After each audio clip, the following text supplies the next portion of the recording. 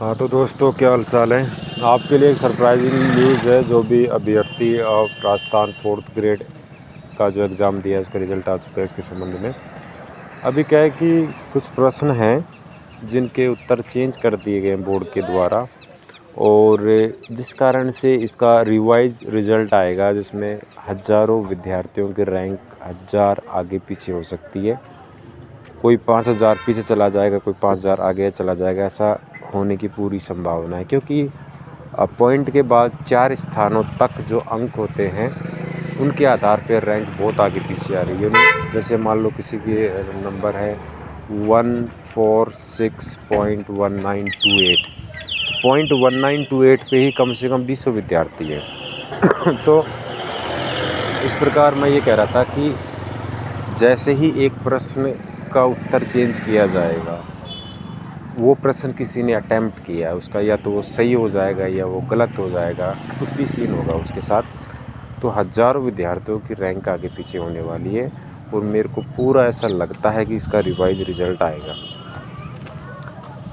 तो ये किसी के लिए फ़ायदेमंद भी हो सकता है, किसी के लिए नुकसानदायक भी हो सकता है। हाँ, इतना ज़रूर है कि जो बिल्कुल अच्छी रैंक पे बैठे हैं, जैसे अंडर 30,000 रैंक पे हैं, उनके लिए कुछ फ़र्क वाली बात नहीं है, काफ़ी वो अंदर की तरफ बैठे हैं।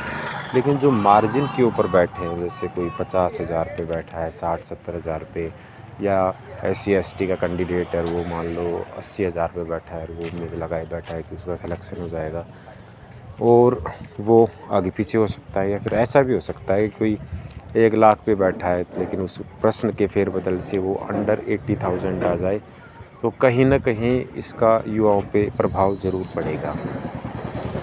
दूसरा, लोग कोर्ट जा सकते हैं इस मुद्दे को लेके, है ना? ये भी एक विषय बनता है।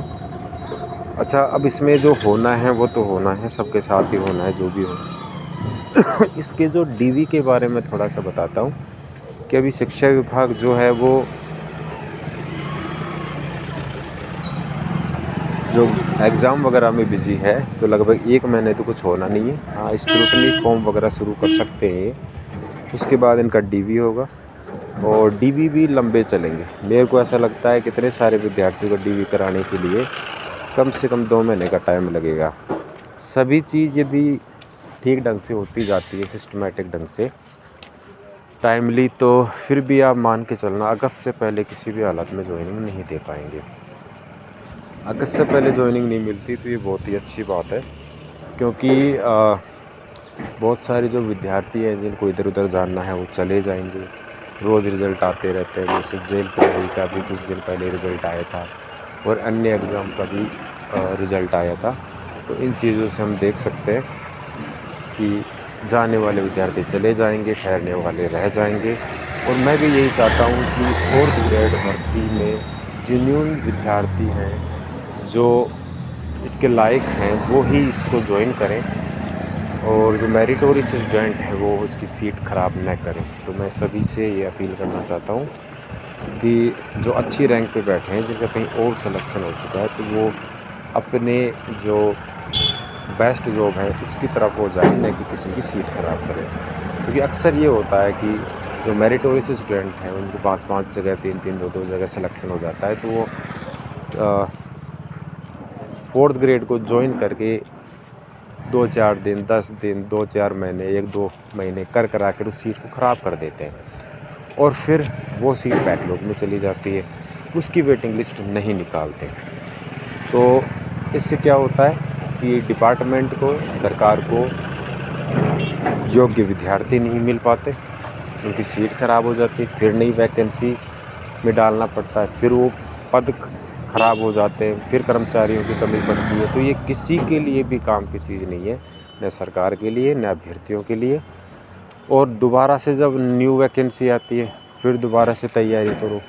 कोई बेचारा काम धंधे करने वाला है तो उसको फिर कहीं से कर्जा वर्जा लेके इधर उधर करना पड़ता है।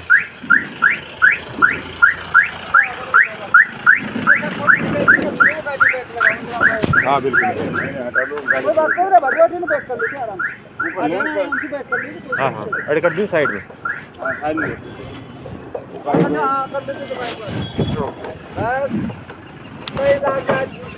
हाँ सही सही।